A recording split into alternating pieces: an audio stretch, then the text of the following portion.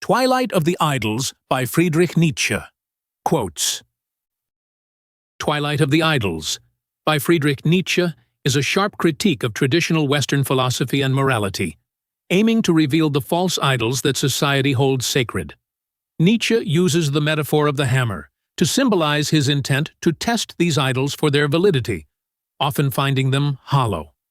The book explores themes such as the decay of traditional values, the rejection of Christian morality, and the importance of individual strength and creative will. Through incisive aphorisms and arguments, Nietzsche deconstructs conventional notions of truth, ethics, and rationality, urging readers to embrace a life-affirming philosophy grounded in the reality of human instincts. Quote 1. Idleness is the start of all psychology. What? Would psychology then be a vice? Nietzsche is playing with the notion that idleness, often seen as a vice, leads to self-reflection, and ultimately to psychology.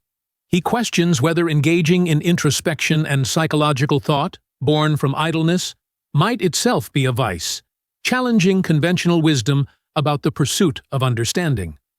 Quote 2. Even the bravest of us only rarely have the bravery for what we actually know. Here, Nietzsche suggests that confronting and accepting harsh truths, especially about ourselves, requires a different kind of courage, one that even the bravest often lack. It highlights the human tendency to avoid difficult self-knowledge. Quote 3. To live alone, one has to be a beast or a god, says Aristotle. But there's a third case. One has to be both, a philosopher. Nietzsche expands on Aristotle's idea by suggesting that philosophers embody a balance of both divine and primal traits, as they engage with both the higher order of ideas and the rawness of existence. The philosopher stands apart from ordinary life in this dual nature. Quote 4. All truth is simple. Isn't that doubly a lie? This aphorism challenges the idea that truth is simple or straightforward. Nietzsche implies that simplicity in truth is deceptive, as reality and truth are often complex and multifaceted, defying simple explanations. Quote 5.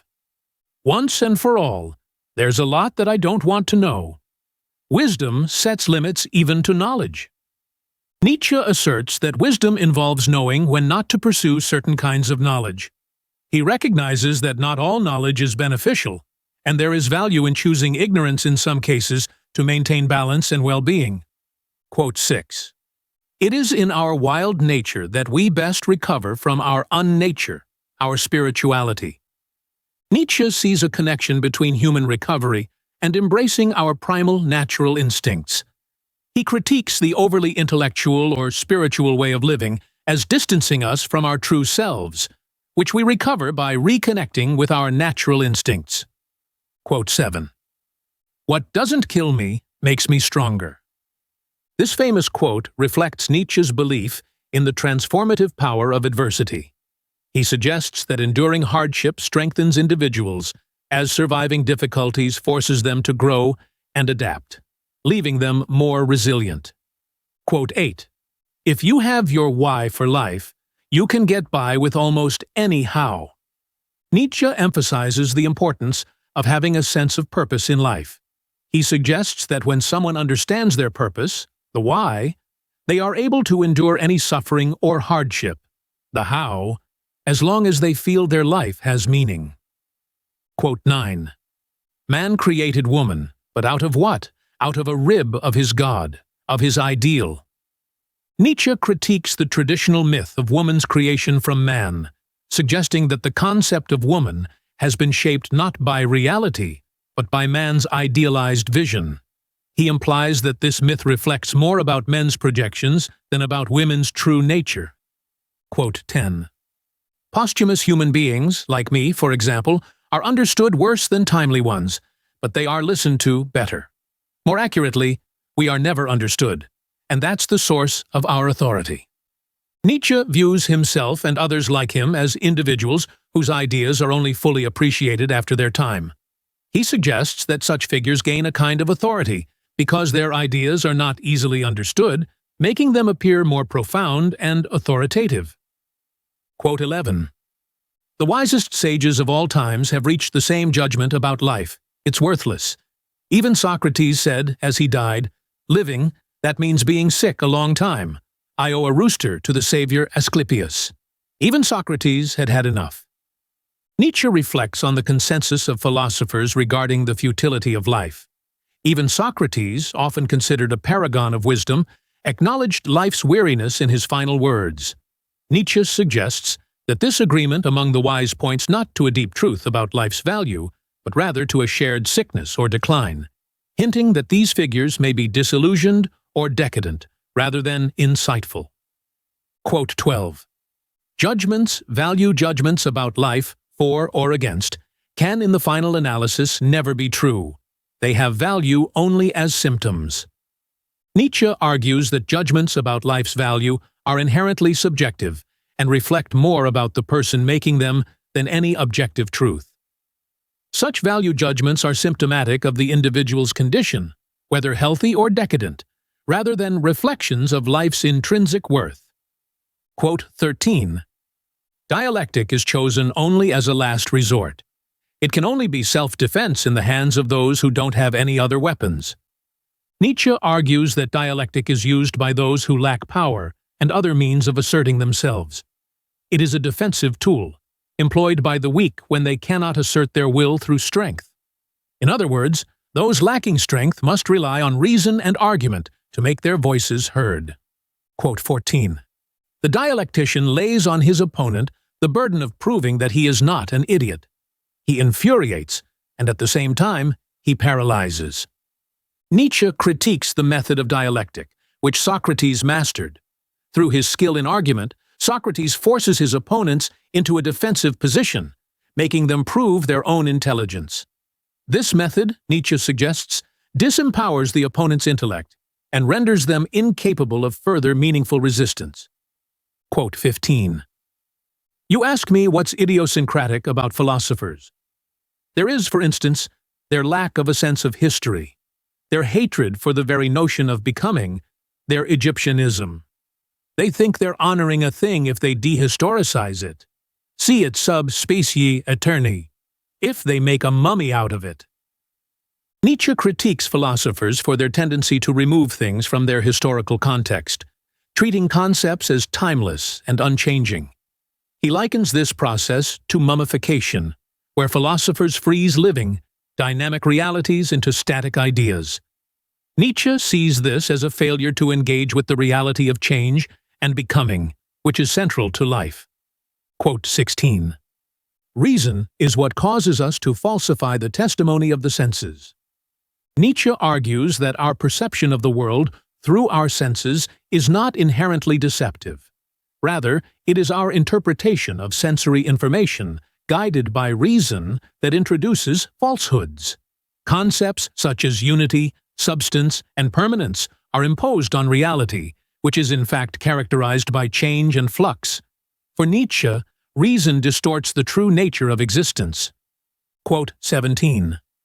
The extent to which we possess science today is precisely the extent to which we have decided to accept the testimony of the senses, and learned to sharpen them, arm them, and think them through to their end. Nietzsche praises science for embracing the evidence of the senses, contrasting it with philosophy's rejection of sensory experience. He sees science as a discipline that refines and enhances our sensory capacities, allowing us to understand the world more clearly, unlike metaphysical systems that dismiss the senses as deceptive. Quote 18. The other idiosyncrasy of philosophers is no less dangerous. It consists in confusing what is first with what is last. They posit what comes at the end, unfortunately, for it should never come at all. The highest concepts, that is, the most universal, the emptiest concepts, the final wisp of evaporating reality. These they posit at the beginning as the beginning. Nietzsche criticizes philosophers for placing abstract concepts such as being, truth, and goodness at the origin of things, when in reality These are the final and most diluted abstractions from concrete reality. He argues that these philosophers make a fundamental error by prioritizing these empty, highest concepts, which should not be the starting point of inquiry. Quote 19. The apparent world is the only world. The true world is just added to it by a lie. Nietzsche rejects the traditional distinction between the real world and an apparent, deceptive one. He claims that what we experience, what philosophers call the apparent world, is the only reality. The concept of a true world beyond what we perceive is, for Nietzsche, a lie constructed to undermine the value of lived experience. Quote 20. I'm afraid we're not rid of God, because we still believe in grammar. In this statement, Nietzsche suggests that the very structure of language and grammar, with its emphasis on subject-object relationships and the concept of being, still traps us in metaphysical thinking. Even as society moves beyond traditional religious belief, Nietzsche warns that our linguistic habits continue to reinforce outdated notions like the existence of God and a stable, unified self. Quote 21. First proposition. The grounds on which this world has been called apparent are instead grounds for its reality. Another kind of reality is absolutely indemonstrable. Nietzsche asserts that the qualities for which philosophers dismiss the world as apparent, its changeability and impermanence, are the very reasons it is real. He argues that there is no demonstrable reality beyond this world of experience, rejecting metaphysical claims about a higher, unchanging truth. Quote 22. Dividing the world into a true and an apparent world, whether in the style of Christianity or in the style of Kant, is merely a move inspired by decadence, a symptom of declining life. Nietzsche criticizes both religious and philosophical traditions for creating a false division between a true world and an apparent one. He believes this division reflects a life-denying attitude, an inability to affirm the world as it is. Nietzsche associates this worldview with decadence, a sign of cultural and existential decline. Quote 23. The true world, attainable for the wise, the devout, the virtuous. They live in it, they are it. Nietzsche begins by summarizing the earliest philosophical concept of the true world, which was believed to be attainable only by a select group of wise, devout, and virtuous individuals. These individuals not only live in this true world, but are considered to embody it. This is a reference to Plato's idea that philosophers, through their wisdom, can access higher eternal truths that transcend the material world. Quote 24. The true world, unattainable for now, but promised to the wise, the devout, the virtuous, to the sinner who does penance. In this stage, Nietzsche points out the evolution of the concept, where the true world is no longer accessible in the present, but becomes a promise for the future, offered to those who live virtuously or perform acts of penance. This idea introduces the Christian influence, which reinterprets the notion of the true world as something that can only be attained after death through moral conduct. Quote 25. The true world, unattainable, unprovable, unpromisable, but a consolation, an obligation, an imperative, merely by virtue of being thought. Nietzsche describes how the concept of the true world becomes increasingly abstract and detached from reality. It no longer offers direct consolation or obligation, but exists solely as a thought, a distant ideal that holds power over people's minds, even though it remains unattainable and unprovable. This version of the true world reflects Kant's philosophical skepticism, where such notions exist but are beyond human comprehension. Quote 26. The true world, unattainable, in any case unattained. And if it is unattained, it is also unknown. And hence it is not consoling, redeeming, or obligating either. To what could something unknown obligate us? At this point, Nietzsche challenges the very premise of the true world, arguing that if it cannot be attained or known, it cannot serve as a source of moral obligation or consolation. He suggests that the idea of the true world begins to lose its power and relevance as it has no practical impact on human life or morality. Quote 27.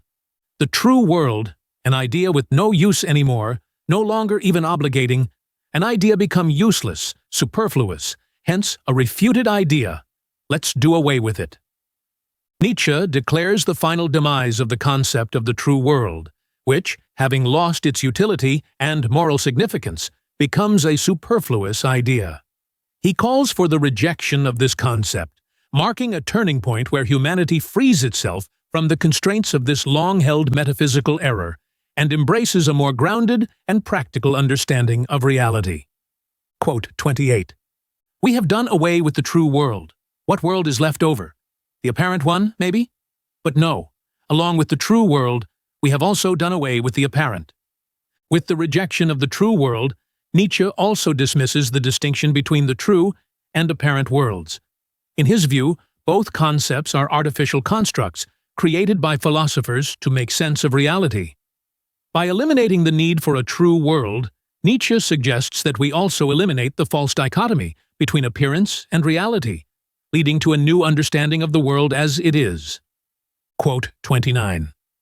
All passions have a time when they are nothing but fatal, when they drag their victim down with the heaviness of their stupidity, and a later, much later time when they marry the spirit. They spiritualize themselves.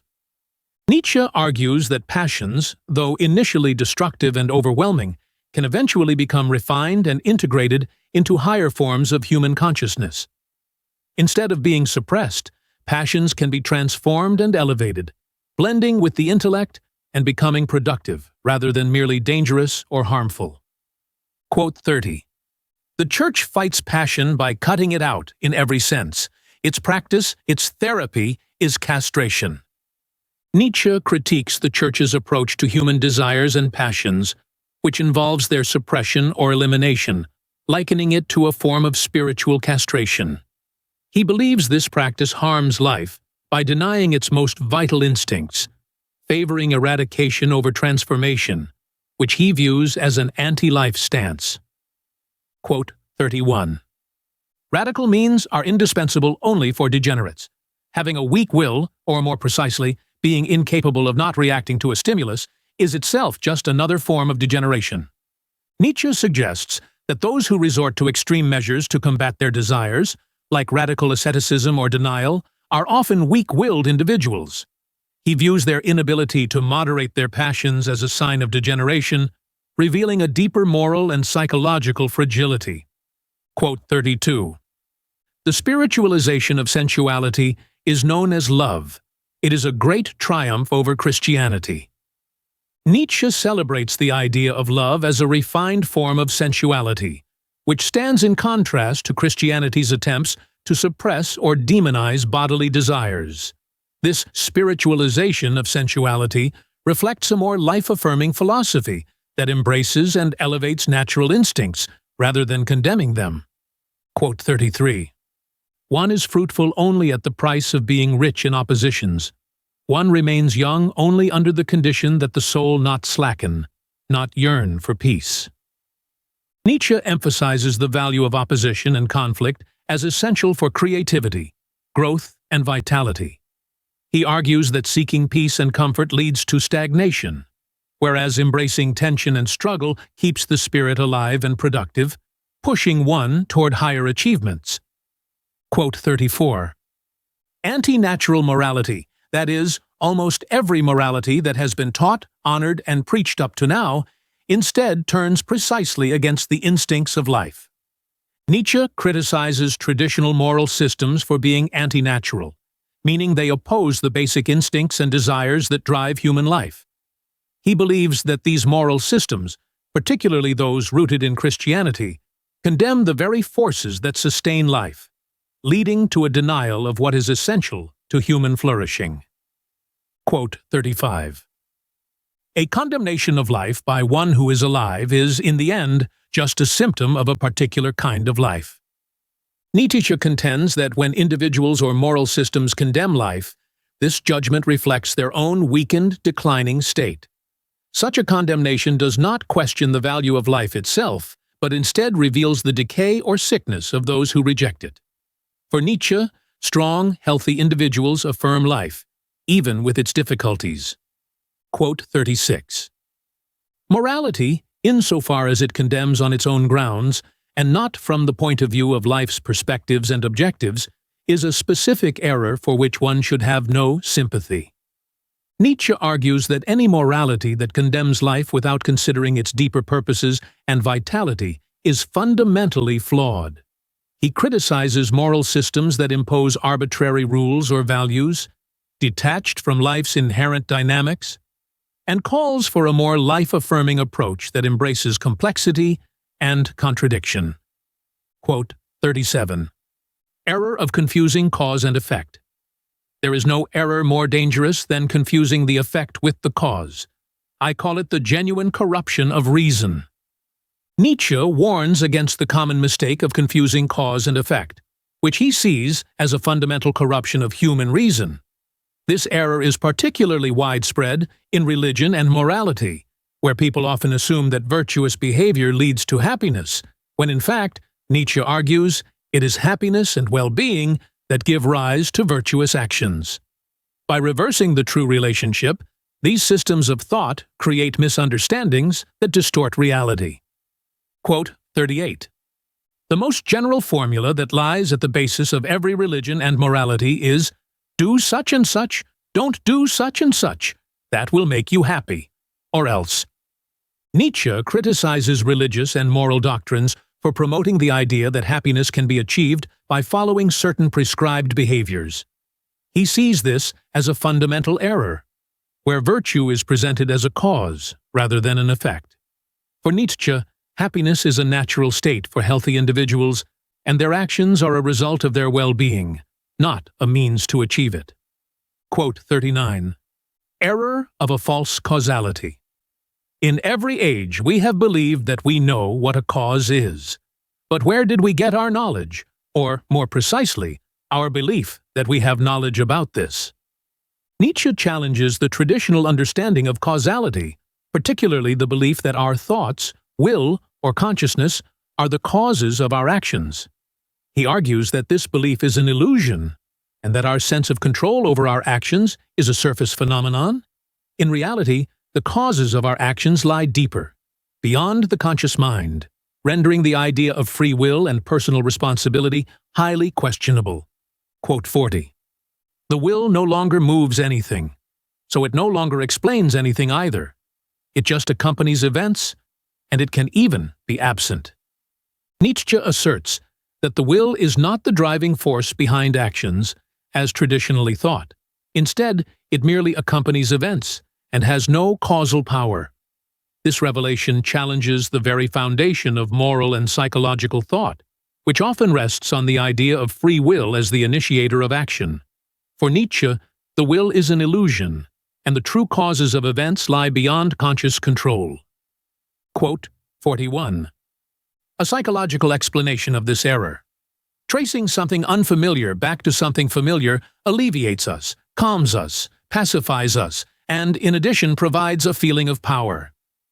Nietzsche explains that the human tendency to invent causes for things stems from a psychological need to reduce uncertainty and discomfort. When we encounter unfamiliar or unsettling experiences, we feel compelled to explain them in terms of familiar causes, even if those explanations are incorrect.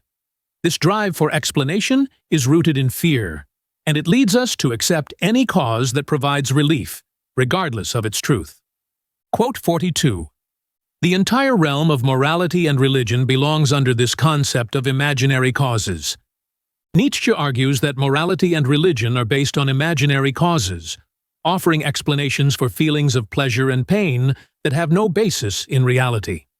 For example, feelings of guilt or pleasure are attributed to sin or divine favor, but these are simply mistaken interpretations of physiological or psychological states. Nietzsche sees this reliance on imaginary causes as a fundamental error in human reasoning, leading to false beliefs and practices. Quote 43. Error of free will. Today we have no sympathy anymore for the concept of free will. We know only too well what it is, the most disreputable of all the theologian's tricks, designed to make humanity responsible in the theologian's sense. that is, to make it dependent on them.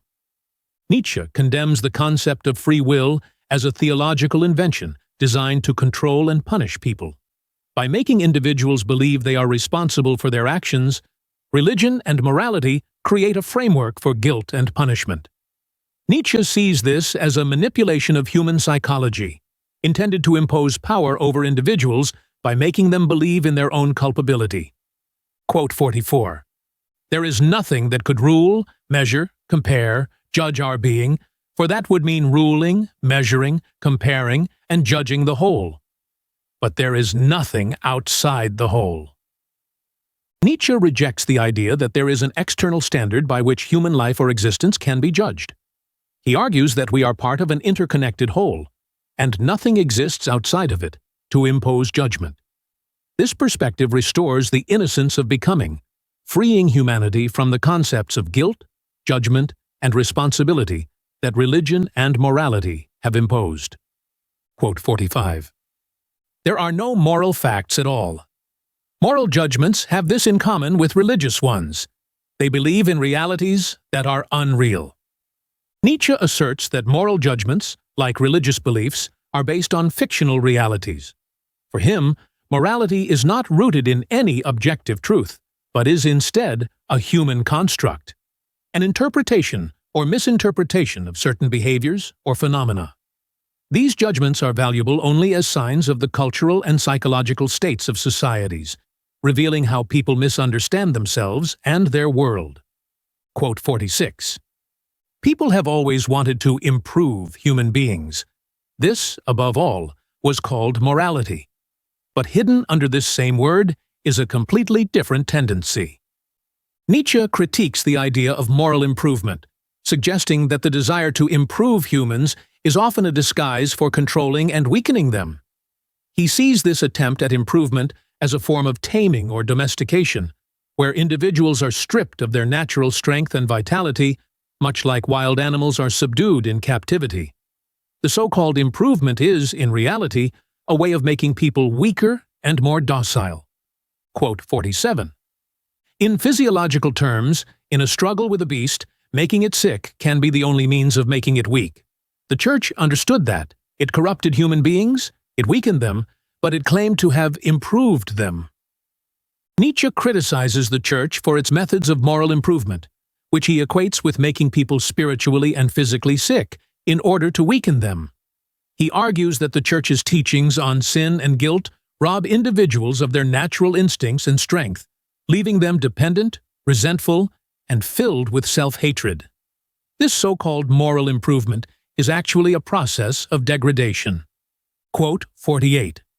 The most magnificent example is provided by Indian morality, which in the form of the law of Manu was sanctioned as religion. Nietzsche points to Indian morality, particularly the laws of Manu, as an example of a deliberate and organized attempt to breed different human types through a structured caste system. Unlike Christian morality, which he views as weakening people, Nietzsche sees this system as an attempt to maintain the strength and purity of certain classes, showing a more calculated and intentional approach to human improvement through social stratification. Quote 49. Christianity, which springs from a Jewish root and is understandable only as a growth on this soil, represents the counter-movement to every morality of breeding, of race, of privilege. It is the anti-Aryan religion par excellence.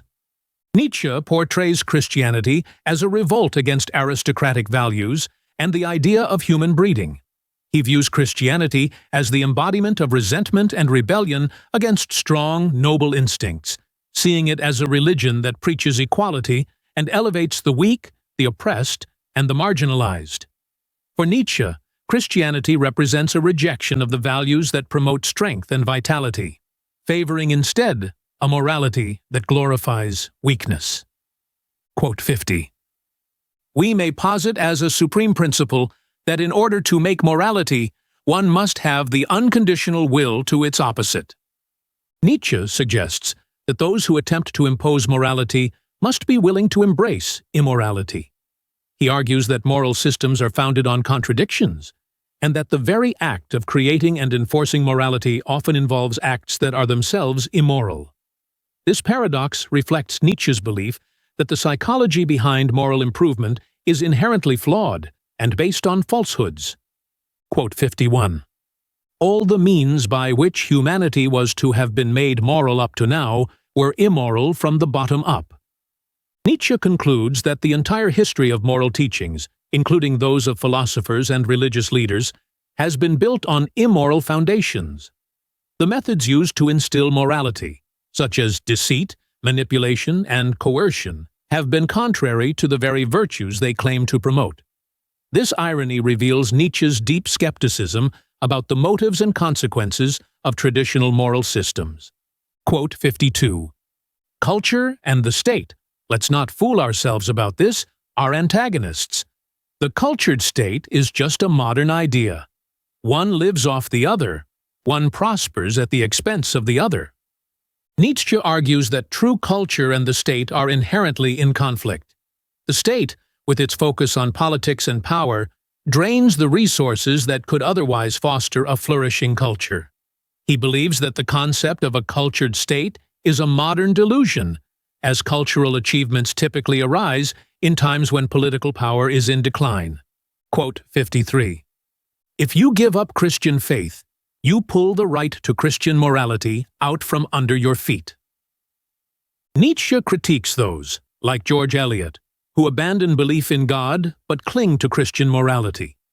He argues that Christian morality is inseparable from Christian belief, and without faith in God, the entire moral system collapses. To Nietzsche, trying to maintain Christian values without the foundation of faith is illogical and unsustainable.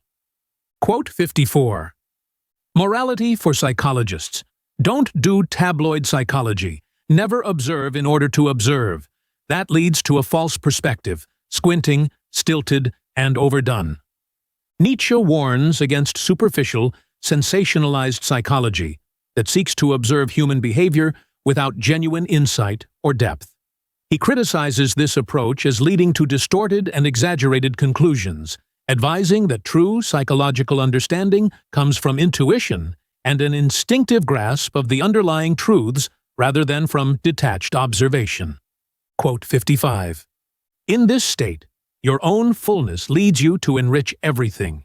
Whatever you see, whatever you will, you see as swollen, packed, vigorous, overloaded with strength. In this state, you transform things until they are mirrors of your own power, until they reflect your perfection.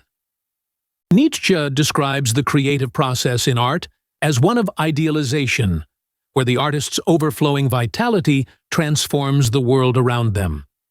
In this state of intoxication, the artist projects their own sense of power and perfection onto their work, shaping reality into a reflection of their inner strength and creativity.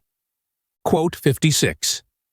The actor, the mime, the dancer, the musician, the lyric poet are fundamentally related in their instincts and are intrinsically one, but they have gradually been specialized and separated from each other, even to the point of contradicting each other.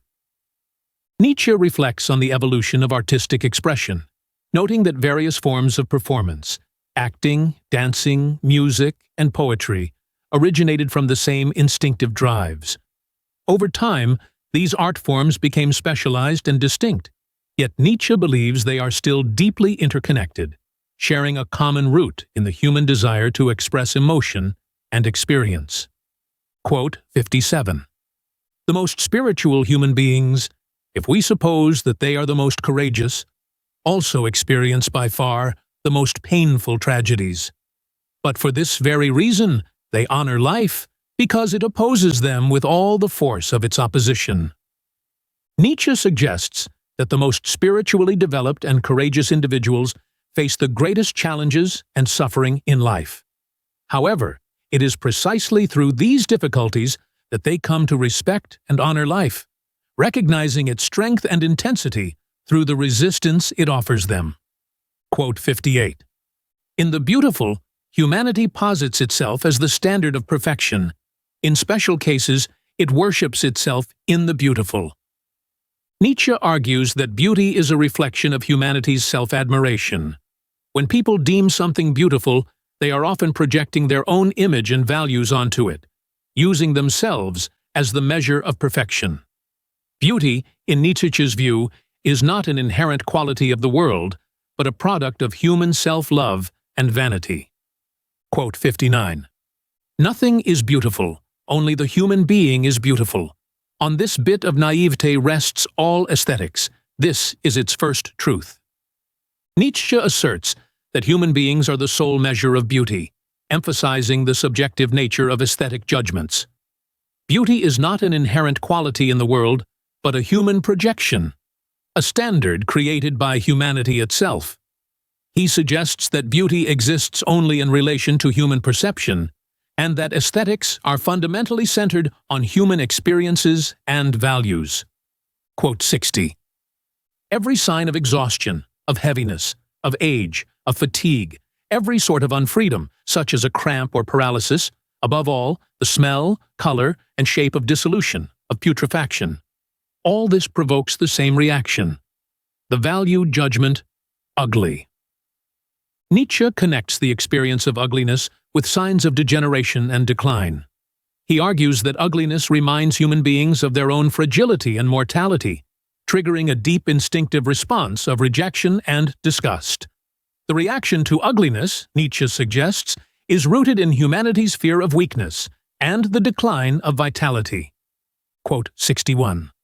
Schopenhauer, the last German worth considering, is for all psychologists a case of the first rank, namely as a wickedly ingenious attempt to enlist in the service of a nihilistic devaluation of life as a whole, precisely the counterexamples, the great self-affirmations of the will to life. Nietzsche presents Schopenhauer as a key figure in philosophical thought, though he criticizes him for using life-affirming phenomena, such as art and heroism, to promote a nihilistic worldview. Schopenhauer's philosophy, according to Nietzsche, is a grand act of psychological manipulation that repurposes these positive aspects of existence to serve a pessimistic, life-denying narrative. Quote 62. For what's the purpose of beauty anyway? Beauty in tones, colors, smells, rhythmic movement in nature? What does beauty bring out? Fortunately, a philosopher also contradicts him. No less an authority than the divine Plato maintains a different proposition, that all beauty stimulates reproduction, that this is precisely its own proper effect, from the lowest sensuality to the highest spirituality. Nietzsche contrasts Schopenhauer's view of beauty as a temporary escape from life with Plato's idea that beauty is a force that stimulates life and reproduction. He supports Plato's argument that beauty is intrinsically tied to the continuation of life and the drive for creation, rather than being a means of escaping or negating the will to live. Quote 63. L'art pour l'art means to hell with morality. Nietzsche challenges the notion of art for art's sake, asserting that even when art rejects a moral purpose, it still serves other purposes, such as praising or ennobling life. He argues that art is never truly purposeless, and that its role is to stimulate and enrich life, even when it appears to exist independently of external objectives like moralizing or improving humanity. Quote 64. In the face of tragedy, the warlike part of our souls celebrates its Saturnalia. Whoever is used to suffering, who seeks out suffering, the heroic human being exalts his existence with tragedy. To him alone does the tragedian present this cup of sweetest cruelty. Nietzsche describes how tragedy appeals to the heroic, warlike aspects of human nature, offering a kind of celebration of suffering and struggle. For those who are accustomed to hardship, tragedy becomes a source of affirmation, allowing them to revel in their strength and resilience in the face of life's difficulties. Tragedy, for Nietzsche, ennobles and empowers those who confront suffering with courage. Quote 65. We no longer think highly enough of ourselves when we communicate. Our real experiences aren't chattery at all. They couldn't communicate if they wanted to. That means that there are no words for them. Nietzsche reflects on the limitations of language, suggesting that profound experiences cannot be adequately expressed through words. True, significant experiences are beyond verbal communication, and once something is spoken about, it has already been diminished or simplified. Nietzsche views language as inherently reductive, making it incapable of conveying the depth of genuine human experience. Quote 66. My concept of freedom. Sometimes the value of a thing lies not in what we get by means of it, but in what we pay for it, what it costs us.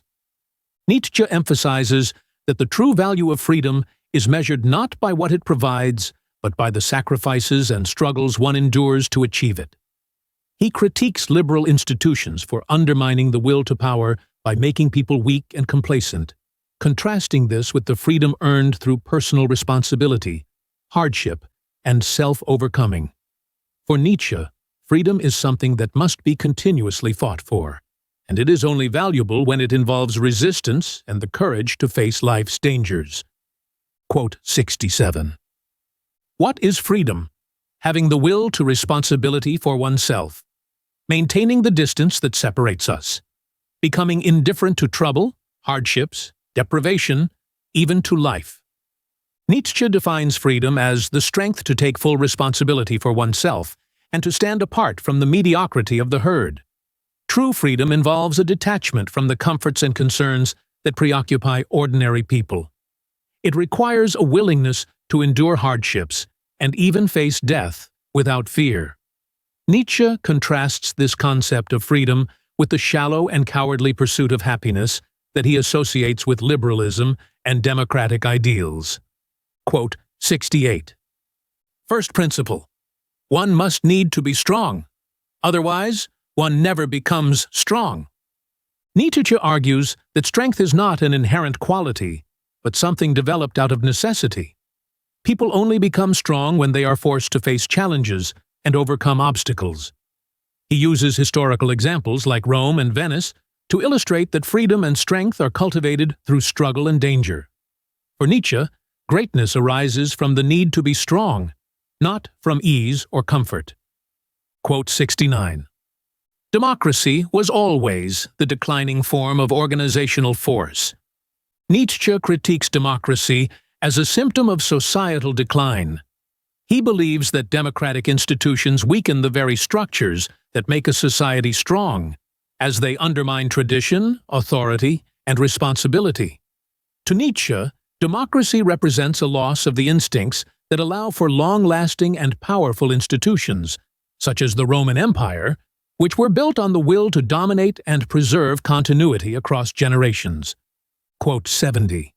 But what does one will? I ask once again. If one wills an end, one must also will the means. If one wills to have slaves, one is a fool to educate them to be masters. Nietzsche questions the logic behind modern social reforms, particularly those aimed at improving the condition of the working class. He suggests that by granting workers rights, such as the ability to unionize and vote, society is inadvertently empowering them to become masters, not the modest, self-sufficient class that was originally envisioned. Nietzsche sees this as a dangerous contradiction, as it undermines the very power structures necessary to maintain control. Quote 71. The criminal type is the type of the strong human being under unfavorable conditions, a strong human being who has been made sick. Nietzsche reinterprets the criminal as a strong individual whose natural instincts and abilities are suppressed by society. He argues that society's restrictions turn these individuals into outcasts, leading to their degeneration. Instead of being weak or inherently immoral, the criminal is a victim of a society that doesn't provide the environment in which their strengths can flourish, forcing them into secrecy, caution, and eventual self-destruction. Quote 72. One does not learn from the Greeks. Their way is too alien and also too fluid to have an imperative effect, a classical effect. Who would ever have learned to write from a Greek? Who would ever have learned it without the Romans? Nietzsche expresses his skepticism about the Greek influence on Western culture, arguing that, while admired, the Greeks' style and way of thinking are too abstract and inconsistent to serve as a true model. In contrast, he praises the Romans for their discipline and clarity, suggesting that Western civilization owes its sense of order and structure more to Roman than Greek influence. Quote 73. Plato is a coward in the face of reality. Consequently, he flees into the ideal. Thucydides has control over himself. Consequently, he also has control over things. Nietzsche contrasts Plato and Thucydides, criticizing Plato for escaping into idealism and rejecting the harsh realities of life, while praising Thucydides for his realism and self-control. For Nietzsche, Thucydides represents a stronger, more grounded approach to life and knowledge, one that embraces the complexity of reality rather than fleeing from it into abstract ideals. Quote 74. For the sake of understanding the older, the still rich and even overflowing Hellenic instinct, I was the first to take seriously that wonderful phenomenon that bears the name of Dionysus. It is explainable only in terms of too much energy. Nietzsche emphasizes his unique interpretation of the Dionysian aspect of Greek culture, which he sees as a manifestation of excess energy and vitality. This perspective sets him apart from traditional views of the Greeks, highlighting his focus on the underlying instincts of life, particularly the overflowing life force that finds expression in art, celebration, and religious rites. Quote 75. It was Christianity, on the basis of its resentment against life, that first made something unclean out of sexuality. It threw filth on the beginning, on the prerequisite of our life. Nietzsche blames Christianity for distorting and devaluing natural human instincts, particularly sexuality. He argues that, unlike the Greeks who celebrated the reproductive drive as sacred, Christianity's moral teachings corrupted the most fundamental aspects of life, turning what was once seen as holy into something shameful and sinful. Quote 76. Saying yes to life even in its most strange and intractable problems, the will to life, celebrating its own inexhaustibility by sacrificing its highest types, that is what I called Dionysian. Nietzsche defines the Dionysian spirit as an unyielding affirmation of life, even in the face of suffering and destruction. He sees the tragic poet as someone who embraces life's most difficult challenges, celebrating the cycle of creation and destruction as part of life's endless vitality. This contrasts sharply with pessimism, as the Dionysian approach finds joy in the eternal process of becoming, including its destructive aspects. Quote 77. Why so soft, so yielding and submissive? Why is there so much denial, self-denial in your hearts, so little destiny in your gazes? Nietzsche criticizes those who are too passive and submissive, questioning why they allow themselves to be weak and self-denying. He emphasizes that such attitudes lack a sense of purpose and strength, reflecting a deficiency in their will to assert their own destiny. In Nietzsche's view, this softness prevents individuals from achieving greatness and fulfilling their potential. Quote 78. For all creators are hard, and it must seem blessed to you to impress your hand on millennia as on wax, blessed to write on the will of millennia as on bronze. Harder than bronze, nobler than bronze. Only what is noblest is altogether hard. Nietzsche asserts that true creators must be hard, both in spirit and will. He uses the metaphor of leaving an imprint on history, suggesting that those who shape the future must possess a toughness that allows them to endure and mold the world. The noblest individuals are those who are unyielding and resilient, capable of leaving a lasting impact on humanity, just as writing on bronze endures through time. Quote 79. This new law table, O my brothers, I set over you. Become hard. In this final command, Nietzsche calls upon his followers to embrace hardness, rejecting weakness and submission. He urges them to cultivate strength, discipline, and resilience, which he views as essential qualities for those who seek to create and influence the world. For Nietzsche, becoming hard is a moral imperative, a key to achieving greatness and exerting power over one's destiny. Twilight of the Idols by Friedrich Nietzsche concludes by emphasizing the need to dismantle the old values and ideals that hinder humanity's true potential. Nietzsche criticizes the moralistic and rationalistic tendencies that stifle the will to power, advocating instead for a new set of values that affirm life, vitality, and strength. He underscores the importance of embracing one's instincts and rejecting dogmatic beliefs that weaken the spirit.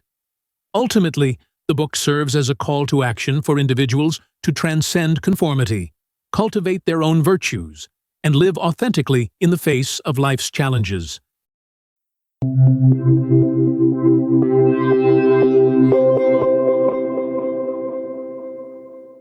Curious to dive into the mind of Friedrich Nietzsche? With StudyLab Pro's Book GPT, it's possible.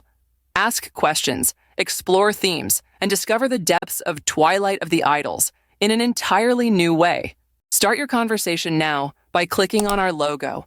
And if you're hungry for more educational content, subscribe to our channel to keep discovering, learning, and growing. Want more than just videos? Click on our logo now to join us on our platform for multiple choice tests, in-depth content, and tools to help you ace your studies. Get started now.